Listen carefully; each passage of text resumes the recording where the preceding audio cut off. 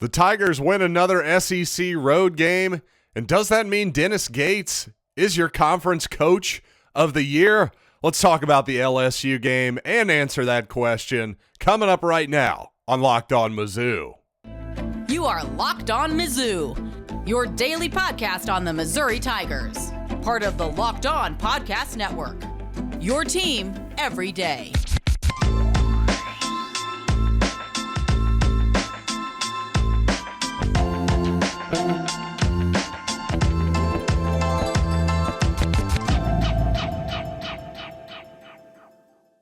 Hey, all you true sons and daughters, I'm John Miller, your Mizzou mafioso and the central scrutinizer of Missouri Tigers football and basketball. Thanks for making Locked On Mizzou your first listen, and thanks for telling a friend and fellow true son or daughter about the show by sending them to LockedOnMizzou.com for all the pertinent links to YouTube, Spotify, etc., etc., etc. And you know what? A few weeks ago, well, not even a few weeks ago, just a couple weeks ago, I guess with 5 games left, I said, hey, if Missouri goes 3-2, they win 3 out of their last 5, well, they're going to go dancing. Well, they've won 3 out of 5 already, but with 1 game to go. So you know what? I'm just going to officially say it. Even if ESPN doesn't 100% agree with me yet, Missouri is in the big dance, folks. We're going dancing. Let's do it. Let's get our shoes. Let's get our best dress on. The whole deal.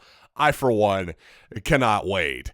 And not only is Missouri, in my opinion, certainly in the field of 68 at this point, well, the Tigers might just be looking pretty good in the SEC tournament as well. You may have noticed, well, you almost certainly noticed, because Vanderbilt, just before the Missouri game started, took down Kentucky in a bit of an upset there, certainly in Kentucky, down in Lexington. That helped the Tigers. Auburn lost to Alabama as well. That got those Tigers behind our Tigers as well. So as it stands, Kentucky and Tennessee tied for 3rd place. Missouri tied with Vanderbilt for 5th. So what does that mean? What are Missouri's odds for a top 4 seed? Well, according to KenPom, Missouri has an 80% chance to beat Ole Miss. I might even say higher than that, just as a semi-objective observer that I am. But then you look at Tennessee. Well, they're at Kentucky is at Arkansas. Well, KenPom only actually gives them a 34% chance of winning that ball game. Tennessee is at Auburn. KenPom gives them a 60% chance to win. So kind of a coin flip there too, giving the Vols a little bit better chance than not to beat Auburn. But what that tells me, and certainly I'm no mathematician, folks, but that's pretty obvious that it's more likely than not that either Kentucky or Tennessee is going to lose. So if Missouri beats Ole Miss, which is what we think is going to happen, that means that Missouri's got a really, really good shot to get that 4th seed. No doubt about it. So a double bye, and by the way, 11-7 in the conference. If Missouri pulls off that Ole Miss win too, that will tie Missouri for their best record ever in the SEC, tying them with their inaugural season. Frank Haith's 2nd year at the helm, Alex Oriaki, and all of those guys. So just an enormous accomplishment, regardless of even what happens on Saturday, to be honest with you. But I'd been saying for a couple weeks that I thought if Dennis Gates gets a double bye, I don't know really how you don't give him the coach of the year at that point, especially when you consider Buzz Williams, for as great of a job as he's done this season. When you really look at it, the Aggies were pretty darn good last year too, despite not making the field of 68. So to me, since the coach of the year award is so often given to the man who has exceeded the expectations, especially preseason expectations the most, well, that has to be Dennis Gates, does it not? It can't be Buzz Williams in Texas A&M. If you really understand college basketball, you know the Aggies were a top 40 team in that range last year. So let's not be shocked that Texas A&M is maybe a top 25 or 30 team this season. Obviously, Buzz is a good coach. I just think what Dennis Gates has done at Missouri has been improbable to say the least, and really borderline heroic from my perspective, of course. I mean, taking a program that has really been a little bit moribund for the last 10 years or so. We still haven't won an NCAA tournament game since 2010, by the way. So just if Missouri could just win one game in March this season. See, now I'm getting greedy, right? I just said that this was an incredible season that nobody could have seen coming, and thus I think Dennis Gates is now your obvious SEC Coach of the Year. But at the same time, I got to say I'm getting a little greedy, and if I just can have – just give me one, Dennis, just give me one. We get one victory in the tournament. Man, that would put a massive, massive cherry on top of what has already been a really delightful Sunday. Well, DeAndre Golston hit what I believe is his third buzzer beater of the season last night at halftime of the LSU game, and clearly Missouri needed those points, and also, by golly, I needed those 2 free throws at the end to cover the spread over at FanDuel. So DeAndre, I owe you a non-alcoholic beverage for sure. All of us who bet on that game definitely owe you one there. So well done, young man. As the saying goes, good teams win and great teams cover. But in all seriousness, just a great performance overall by Missouri, especially when you consider, well, not to pat myself on the back too hard here, but that game pretty much played out how I predicted.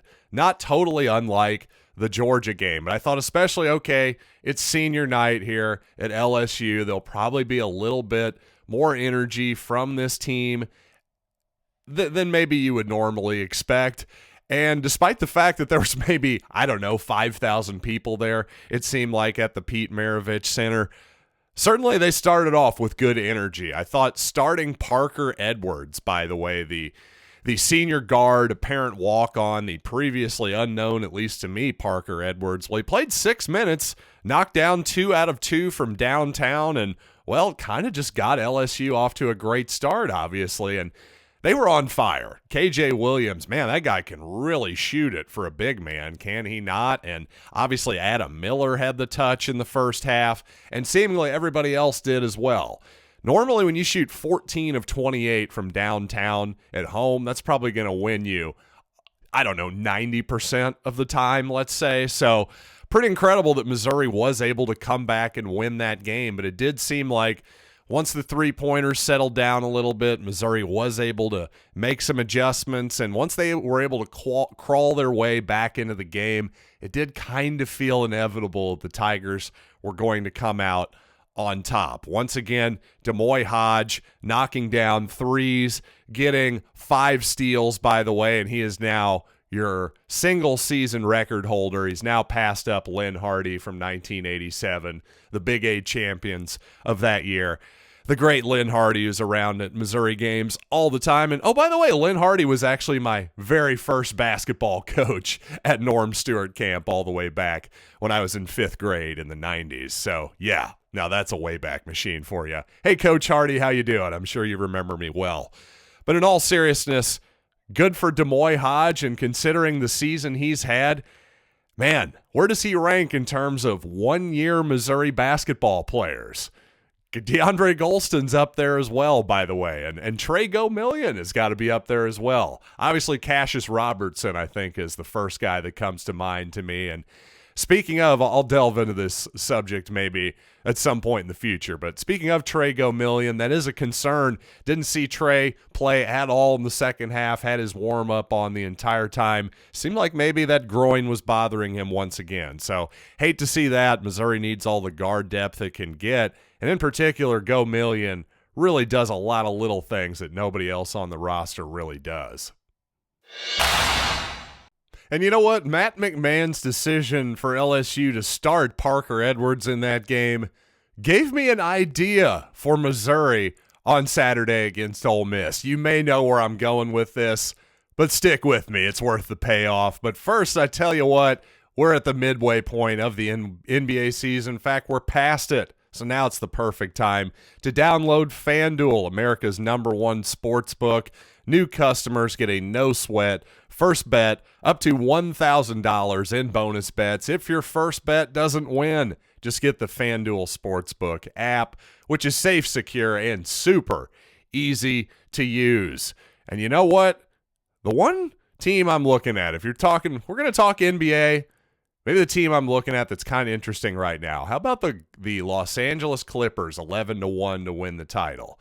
Everybody else in terms of odds, they're either a little bit too long and I'm not seeing it, or maybe like the Celtics, Bucks, and Suns, you're getting less than 5-1. Just not a lot of value there. But regardless of what you're into, you should be into FanDuel because you can combine bets, futures, money line, parlays, the whole deal. So don't miss your chance to get your no-sweat first bet up to $1,000 in bonus bets when you go to FanDuel.com/LockedOn. That's FanDuel.com/LockedOn to learn more. Make every moment more with FanDuel, an official sports betting partner of the NBA. Thanks again for making Locked On Mizzou your first listen every day. Make sure you check out the brand new Locked On College Basketball with everything you need to know about college hoops in one place. In this time of year, this is exactly the type of show that you need. So check out Locked On College Basketball, available on YouTube and wherever you get your podcasts.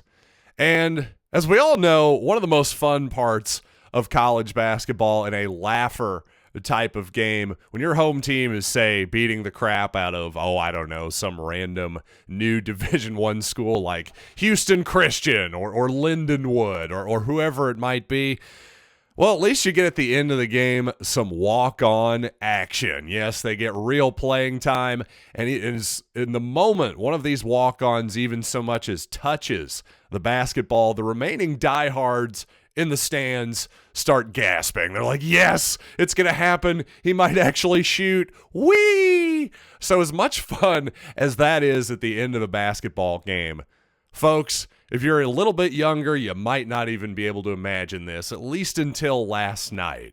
But back in the day, yes, gather around, kids, an old man is talking. But back in the day when Norm Stewart was around, occasionally there'd be a senior walk-on the team who may have played incredibly sparingly, much like Jackson Francois and Ben Sternberg have this season. But by golly, if it was senior day, that young man was going to start and maybe play for a minute and a half or so. And the crowd would be electric. I mean, absolutely electric, because this isn't garbage time. This is meaningful basketball, often quite meaningful basketball at the end of a season here. Missouri could be playing for all kinds of stuff, a championship, a number of different things, seedings, in all, everything you could possibly imagine. And yet, for that minute and a half, I think that energy boost you get from the crowd is actually worth it. I think we saw that last night with Parker Edwards when Matt McMahon started him in that game last night for LSU. LSU got off to an incredible start last night, one that Missouri had a really hard time digging out of, and credit to Missouri for being able to do so. But to me, what does that all mean? Well, that means that I think Missouri should start Ben Sternberg on Saturday against Ole Miss. And yes, I'm being 100% serious. This is not a joke. Not only do I think Sternberg kind of deserves it, the guy is a Cleveland, Ohio native, played at Cleveland State for a couple seasons with Dennis Gates, apparently thinks so much of Dennis Gates, and maybe the feeling is mutual that he followed Gates all the way out to Columbia, Missouri, 2 states over. Maybe I just failed my geography lesson there. Hold on. Indiana, Illinois. Okay, 3 states over. There we go. Regardless, the fact that Sternberg has followed Gates to this point, the fact that Sternberg in one season on campus has become obviously a very popular figure on campus among the Mizzou basketball faithful. I have an insider who actually works with Ben Sternberg a little bit. He loves the guy. So regardless, I just think, again, as the crowd favorite, you put him in the basketball game for 2 minutes, You hand him the ball on a couple dribble handoffs. I'm not saying he has to shoot, but even if there's a window of him possibly being able to shoot, everybody in the crowd is going to be going nuts. And imagine if he actually does score. Imagine if he does knock down a 3 or 2, as Parker Edwards did. Well, that's going to be all she wrote for Ole Miss. Ole Miss should be terrified at the prospect of Ben Sternberg on Saturday. And speaking of walk-ons, yes, another segment that is tangentially related to walk-ons. But mostly it's related to the bat signal. You see, folks, Commissioner Gordon gave out the bat signal for very specific reasons. It cannot be abused. Well, I'm getting a little bit worried that Dennis Gates and Eli Drinkwitz are starting to abuse the bat signal. So let's talk about that after these quick words. Well, as we all know, Eli Drinkwitz certainly likes to drum up excitement in any way he can, and of course just talk in the media. He certainly uses social media to do that, and Dennis Gates does it, well, similar things, but in his own way. That's certainly for sure. I think Dennis certainly likes to go about his advertisement maybe by just getting his name out there in terms of offering lots and lots of high-level type recruits. And by the way, he might just land some of those big fish as well. But one thing Dennis Gates and Eli Drinkwitz have in common, well, they like to use what Mizzou fans have come to lovingly call the bat signal on social media. For Dennis Gates, it's him pumping a fist in front of a Mizzou sign, looks like in the conference room, that type of deal. Well, it looks like Eli Drinkwitz has a new graphic this year for his bat signal, which caused a bit of confusion, at least for this podcaster at first. But I will say, by all means, send out a bat signal when Whit Hafer comes on board as a scholarship player. But I have to say, lately, I've noticed something that both Drinkwitz and Dennis Gates have, in my mind, been going against the spirit of Commissioner Gordon and been abusing the bat signal a bit lately by putting out that particular thing and then an hour later revealing, getting Mizzou fans all excited and a Twitter on Twitter, only to reveal a preferred walk-on. Give me the Price is Right womp womp music in terms of our excitement on that one. Nothing against you, preferred walk-ons. I'm glad you have your moment. I think Missouri should tweet it out and say, hey, welcome the preferred walk-on guy. Just don't do the bat signal thing, because you're actually not doing that young man any favors either, because you don't want Missouri fans' reaction to be, what? No, oh, I'm disappointed. I was hoping for Chris Parker or John Bowl or somebody else. And then when you end up with a guy as a preferred walk-on, well, a little bit of a letdown. It just is. And that's not fair to the kid, number one, and also just kind of a little bit of a bait and switch for your fans, a tiny bit, it feels like. Again, nothing against the preferred walk-ons. They're important parts of the team and all that good stuff. But let's save the bat signal for actual scholarship commitments. And thanks to you for committing once again some of your time to this podcast. I really do appreciate it, and frankly, I'm amazed all the time at how many people listen to this thing. So I really, really do appreciate it. But you know what? I think you'll appreciate listening to Locked On College Basketball as well. It's March, folks. You want to know about the rest of the field? No better place than with Isaac Shade and Andy Patton over at Locked On College Basketball. Find it on YouTube and wherever you get finer audio podcasts. So until next time, I'm John Miller, and this has been Locked on Mizzou.